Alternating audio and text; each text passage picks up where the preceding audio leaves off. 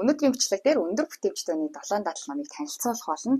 За би танилцуулахаас төрүүлээд номын зохиолч нь өөрөө бичсэн энэ номыг юу гэж танилцуулсан бэ гэдэг нь маш сонирхолтой шүү дээ, тий. Өмнөх үгэн дээр болохоор номын зохиолч нь өөрөө энэ номыг танилцуулсан байлээ. Тэгээ танилцуулж хэлэхдээ энэ 7 дадал ном нь юу биш вэ гэсэн чинь шархны лент биш, өвчин амдагч биш, гал унтрагч биш гэж танилцуулсан байлээ өөрөө номыг. Тэгэхээр ерөнхийдөө бол өвчин амдагч биш, гал унтрагч биш, шархны лентч биш гэхээр чи ерөн төр зургийн зүйл энэ дээр төр зургийн тийм одоо асуудлыг аргацгааж төр зурлын асуудлыг шийдсэн зүйл гарахгүй гэсэн үг шүү дээ, тий. Тэгвэл энэ 7 дадал нь юу юм бэ гэсэн чинь ерөнхийдөө тэнцвэрийн тухай гардаг гинэ.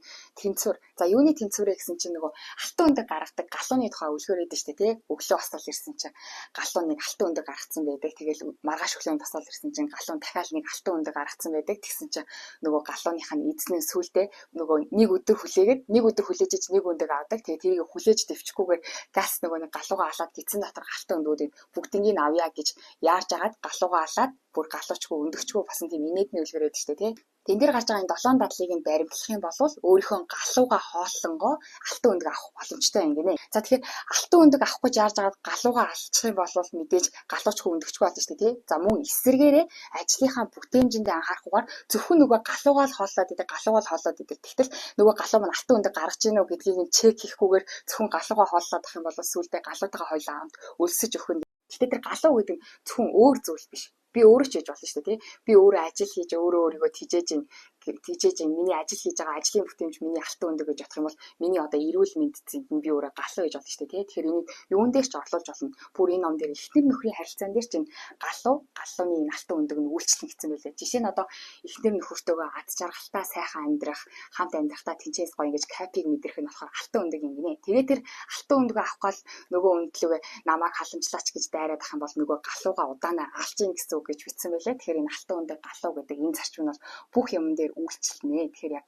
хол явах гэж байгаа хүмүүст бол ингэж тэнцвэртэй авч явах нь маш чухал гэсэн байлээ. За тэгээд энэ номны 7 дадлыг нь гарахаасаа өмнө урт талд нь өөрчлөлтийг өөрөөсөө гэсэн бүлэг байгаа. Тэгээд энэ бүлэг дээр нь болохоор ингэж хэлсэн байна. Өөрчлөлтийг өөрөөсөө гэдэг нь хамгийн эхлээд өөрийгөө тэр дундаа таны хамгийн дотоод хэсэг болох парадигм, зан чанар, сэтлээ өөрчлөхийн нэр юм. Энэ гурван зүйлээ өөрчлөхгүйгээр энэ 7 дадлыг бас хэрэгжүүлэх боломжгүй юм гинэ. Байшин барихад чинь суурь нь маш чухал шүү дээ, тий. Тэгэхээр суурьа зөв тавихын тулд хамгийн түрүүнд таны хамгийн дотоод хэсэг болох парадигм, зан чанар, сэтлээ өөрчлөх хий нэр юм аа гэх. Тэгэхээр өнөөдрийн бичлэг дээр бол энэ гурван зүйлийг яаж өөрчлөх вэ? Яагаад өөрчлөх нь маш чухал юм бэ гэдгийг товчлон ярилцах болно. Хамгийн түрүүнд тэгэхээр парадигм гэдэг зүйлийн талаар ярилцъя, тий. Харах өнцөг. За харах өнцөг дундаа бүр ертөнцийг үзэх үзэл, хүнийг үзэх үзэл, өөрийгөө үзэх үзэл нь ямар чухал вэ гэдгийг наад үзэгдэх зориг 1-р номон дээр тайлбарласан байдаг. За энэ номон дээр тайлбарснаар болохоор одоо ертөнцийг үзэх үзэл маш чухал юм гинэ. Яагаад тэгэхээр хүн болгон юмыг зоригтойгоор хийдэг.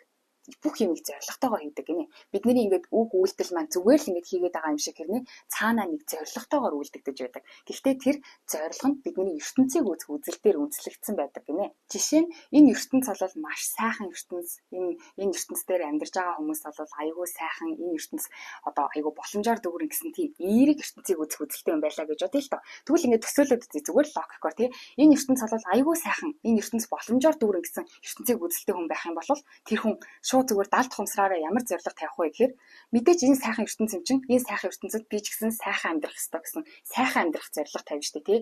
Энэ ертөнц боломжоор дүүрэн юм бол тэр боломжийг нь би бас эдлэмээр байна гэсэн боломжийг эдлэх зориг тавьж штэ тий. Харин эсвэргээрээ ертөнцийг үзэх үзэл нь энэ ертөнц бол новш. Энэ ертөнцид ямар ч боломж авахгүй. Энэ ертөнц дээр байдаг хүмүүс бүгдээрээ муухан гэсэн ертөнцийг үзэх үзэлтэй байлаа гэж бодъё л доо. Тийм бол бас нөгөө далд ухамсар нь автоматар энэ ертөнц дээр амьдарч байгаа хүмүүс чинь муу хүн юм чинь би өөрийгөө энэ хүмүүсээс хамгаалах хэрэгтэй. Энэ ертөнц бол шудраг бус гэсэн ертөнцийг үзэх үзэлтэй хүн байх юм бол амжилтанд хүрсэн ч юм уу сайхан амьдарч байгаа хүмүүсийг харах юм бол уур нь хүрштэй тий. Тэр хүмүүс бол бүгдээрээ одоо шудраг бус замаар тэнд хүрсэн. Яагад гэвэл тэр хүний хувьд энэ ертөнц шудраг бус учраас тэр энэ ертөнцийг үзэх үзэл нь бол бүр юм нүдний шилтэй адилхан тэр өөрөө ямар ертөнцийг үзэх үзэлтэй энэ тэрүүгээрээ бүх зүйлийг хардаг. Тэгээ зүгээр тэрийгээрээ бүх зүйлийг хардаг байх нь чухал биш. Гол нь тэр нь өөрх нь өгүүлдлийг нь удирдах байдаг учраас хүн өөрчлөгдөхийн тулд хамгийн түрүүнд ертөнцийг үзэх үзэл харах өнцгөө өөрчлөх ёстой байдаг гинэ. Тэгээ энэ дээр бүр тгийгчсэн байлаа.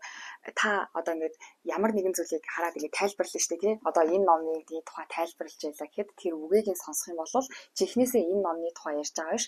Хүн өөрөө тэр ярьж байгаа нь өөрөө номны тухай юу гэж боддог вэ гэсэн өөрийнхөө харах үнцгийг тайлбарлаж байна гэж бичсэн байлээ. Тэгэхээр хүмүүсийн ер нь ярьж байгаа юмыг сонсоод сөрөг зүйл яриад ивэл тэр ярьж байгаа зүйл нь одоо чихнээсээ сөрөг зүйлхээс илүүгээр энэ хүн өөрөө ямиг харах сөрөг нүдний шилтэй юм байна ч гэдэг юм уу. Тэгэж ойлгож болно гэж бүр бичсэн байлээ шүү. Тухайн хүний яриаг сонсоод үзэхэд тэр хүн өөрийнхөө ямиг харах үнцгийг л ярьж байна гэсэн үг гэж үзсэн байлээ. Тэгэхээр бас хүмүүсийн яриаг бас нэлийн чагнаж үзэж үзвэл тэр хүний ертөнцийг үзэх үзэл нь ямар ертөнцийг үзэх үзэлтэй юм бэ гэдгийг бас таньж болох юм шиг санагдсан. Тэгээ над үзэгдэх зориг 1-р номон дээр энэ ертөнцийг үзэх үзэл хүнийг бүр далтаас мэдэгдэхгүйгээр хүний үйлдэлийг, хүний харах үнцгийг, хүний хариултыг ямар амар далтаас удирдах байд юм бэ гэдгийг маш сонирхолтойгоор бичсэн байдаг. Нэг философч болон нэг залуу хоёр хоорондоо мэтгэлцэж байгаагаар бичдэг байхгүй юу. Тэгээд тэр философч нь болохоор хүн өөрчлөгдөх боломжтой, амьдрал бол маш энгийн, хүн бол ганц жаргалтай амьдрах боломжтой гэсэн тийм ертөнцийг үзэх үзэлтэй. Тэгвэл нөгөө залуу нь болохоор хүн бол ганц жаргалтай амьдрах боломжгүй, хүн бол өөрчлөгдөх боломжгүй, хүн бол өнгөрсөн амьдралынхаа биелэл нь отоо учраас өнгөрснөө өөрчлөх боломжгүй юм чинь хүн бол өөрчлөгдөх боломжгүй гэсэн ийм үзэлтэй хоёр хүн мэтгэлцэж байгаагаар маш сонирхолтойгоор бичсэн байдаг. Тэгээд яг энэ хоёр хүн ингээд шал өөр ингээд юм яриад байгаа хгүй юу. Хоёлоо үгүй хүн бол өөрчлөгдөж болно. Өнөөдөр шууд өөрчлөгдөх боломжтой. Нөгөөх нь болохоор үгүй өнгөрсний үргэлжлэл юм чи одоо өөрчлөгдөх боломжгүй гэж юм хоорондоо маш сонирхолтойгоор мэтгэлцэж байгаа юм шиг бичсэн байдаг. Гэхдээ цаана ингэж энэ хоёр хүн ингээд хоёлоо шал өөрөөр яриад байгаагийн шалтгаан нь болохоор ертөнцийг үзэх үзэл нь өөр байгаа даа хгүй юу. Тэгээд маш сонирхолтойгоор ингээд ертөнцийг үзэх үзэл хүний энэ үг яриа, үйлдэлийг ямар амар талтаас удирддгийм бэ тухай ингээд бичсэн байдаг. Тэгэхээр энэ хоёр ном дээр гарч байгаа энэ ертөнцийг үзэх үзлийн агуулгыг ер нь бол товчлоод хэлэх юм бол хүн өөрөө ямар ертөнцид амьдарч байна. Хүн болгон өөр ертөнцид амьдардаг. Өөрсдийнхөө бүтээч гэсэн ертөнцийг. Гэхдээ тэр ертөнц нь бол тухайн хүний хувьд бодит ертөнц гэсэн үг шүү дээ, тий. Би өнгөрсөн хугацаанд ямар юу үзэж харсан тэрүүгээрэл би энэ ертөнцийг ийм ертөнц гэж дүгнж байгаа. Гэхдээ тэр нь бол яг бодит ертөнц, яг жинхнээсээ бодит үнэн биш ч гэсэн тухайн хүний хувьд бол бодит үнэн шүү дээ, тий. Тэгээд хүн болвол ерөөсөө ямар ертөнцээр амьдарч ийн тэр ертөнцтэй таарсан зорилгыг тавьдаг. Тэгээд хүний үг үйлдэл нь бол тэр зорилгынхаа дагуу амьдардаг. За түрүүний жишээн дээр ч гэсэн тий энэ ертөнцийг новшин ертөнц гэж бодчих юм бол хүн өөрийгөө тэр новшин ертөнцөөс амьд үлдэх нь өөрийгөө авч гарах нь хамгийн чухал шүү дээ тий. Тийм учраас яг тэрэндээ таарсан зорилго тавьдаг. Тэгээд тэр зорилго нь өөрхөн үг үйлчлэгийг нь удирддаг. За эсвэргээр энэ ертөнц бол гайхалтай ертөнц гэх юм бол би гайхалтай ертөнцид бас гайхалтай амьдрмаар байна гэсэн зорилго тавих учраас хүнийх нь үг үйлчлэн гэсэн тэр зорилготой удирдуулдаг аа гэж бичсэн байлаа. Ерөнхийдөө хураангуулах юм бол. За хоёр дахь суур өөрчлөх ёстой зүйл нь болохоор сэтлээ өөрчлөх хэрэгтэй юм нэ. Сэтэл гэдэг чинь шалтгаан штэ тий. Би одоо амжилтанд хүрэхийг хүслээ гэхэд яагаад амжилтанд хүрэх гэдэг тэр амжилтанд хүрэхийг хүсэж байгаа сэтэл нь юу юм бэ? Бусдад туслах байж болно. Аль эсвэл бүр одоо намайг гомдоожсэн хүмүүсээс өшөө авна гэсэн сэтэлтэй хүн чиж болно штэ тий. Амжилтанд хүрэх юу хүсэж байгаа зүйлсийг яагаад хүсэж байгаа юм бэ гэдэг чинь сэтэл штэ тий. Тэгээд сэтлээ өөрчлөх нь бас маш чухал суур зүйлийн юм гинэ. За энэ сэтэл гэж зүйл яагаад маш чухал вэ гэдгийг яруу тодор энэ ном дээр танилцуулсан байдаг. Тархиа өөрчлөлт, амьдралаа өөрчлөлт гэдэг ном дээр сэтлийн тухай маш сайн тайлбарч өгсөн байдаг. Одоо даалт ухамсартай холбоотой номон дээр сайхан зүйл бодоо, бодол биелэл олдог учраас сайхан зүйл бод, сайхан зүйл төсөөл, тийм болвол бодол чин, төсөөл чин бодол байдлаа биелэл олно гэдэг тий. Тэгээд тархиугаа өөрчлөлт, амьдралаа өөрчлөлт ном дээр ч гэсэн мэдээж сайхан зүйл болох юм бол тэр нь биелнэ. Гэхдээ бодол ганцаараа хангалтгүй, бодол, мэдрэмж гэдэг хоёр зүйл нэг шугамд адилхан энерги зарцуулж ээж тэр нь яг бодит амьдралтай биелэл олдог гинэ. Тэр бодол мэдрэмж хоёр нь өөр байх гэдэг нь юу гэсэн үг вэ гэхээр одоо чинь би ингээд бодъё л да тийм ингээл амар гоё өөрийгөө амжилтанд хүрсэн байна гэж бодъё. За би өстой амар гоё амжилтанд хүрсэн гэл ингээл толгоон дотроо би өстой чихнээсээ амжилтанд хүрчлээ гэл толгоон дотроо амар гоё юм бодож гин. Тэнгүүтээ би өстой тэгэж амжилтанд хүрэхээрээ өөрийгөө хинбэ гэдгийг тэр хүмүүст харуулнаа. Тэгэхээр ингээд сөрөг энерги ялгарч байгааз би гоё юм өрөөдлөө ботхоор амар гоё эерэг юм толгоон дотроо бодож байгаа ч гэсэн би өстой амжилтанд хүрэх юм бол хинбэ хэний хүрэх гэдгийг харуулнаа ч гэдэг юм уу тийм буруу сэтэлтэй ах юм бол сөрөг энерги ялгарна шүү дээ тий. Тэгээ тархиа өөрчлөлт амьдралаа өөрчлөлт гэдэг номон дээр хүний бодол болон мэдрэмж гэдэг зүйл дандаа энерги ялгаруулж байдаг. Тэгэд энэ энерги нь нэг шугамд нэг чиглэлд давтамжтайгаар дахин ингэж одоо ялгарх юм бол бодит байдалтай биелэл олдог. За тэгтэл саяны ярьсан жишээн дээр тий би толгоон дотроо сайхан зүйл бодож исэн ч гэсэн ингэж сайхан зүйл бодож байгаагийн шалтгаан нь тий амжилтанд хүрэхийг хүсэж байгаа шалтгаан нь хэрвээ сэтэл нь буруу байх юм бол мэдрэмж нь буруу байх юм бол хүмүүсээс бусд хүмүүст хинбэ гэдгийг харуулахын тулд ч юм уу тийм сэтэлтэй байх юм бол сөрөг мэдрэмж ялгаруулж байгаа штэ тий. Тэгээ ингээд бодол нь нэг тишээгээ, мэдрэмж нь нэг тишээгээ ийм хоёр өөр тишээгээ авах юм бол энэ нь энерги ялгаруулсан гэсэн хоёр тишээгээ учраас бодит байдалтай биелэлээ олдгоо маа. Тийм болохоор амжилтанд хүрэхийг хүсэх ч юм уу ямар нэгэн зүйлийг хүсэхэд тэр сэтэл нь бас зөв байх хэрэгтэй. Тэгээд толгоогоороо бодож байгаа бодол болон энэ биеэрээ мэдэрч байгаа мэдрэмж хоёр нэг чиглэл байх ёстой гэдгийг энэ ном дээр маш сайн тайлбарласан байдаг. За өөр нэг гоё одоо энгийн жишээ авч үзье л да тий. Би одоо ингээд турахыг хүсэж байна гэж толгоон дотор би амар гоё турмаар байна. Би өстө турхаараа ингэж гоё харагдана гэж толгоон дотор бодож ирсэн ч гэсэн толгонд тарснаа. Юу вэ би хизээ турах юм бэ?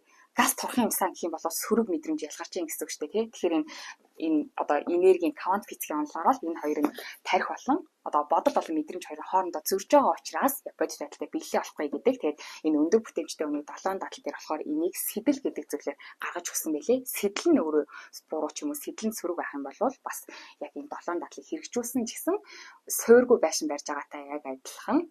За 3 дахь энэ зан чанар гэдэг зүйл нь бас маш чухал гэж бичсэн байлээ. Яагаад зан чанар нь чухал вэ гэхээр энэ ном дээр түрүүний хэлсэнчлэн ном дээр гарч байгаа зүйл бол зүгээр тийм гал утгаах ч юм уу, шархны лент ч юм уу, өвчин андах ч юм уу тийм төр зүрийн зүйл биш гэж хэлсэн шүү дээ, тийм учраас зан чанар гэдэг нь болохоор хугацаанд аяар тэр хүн хэн бэ?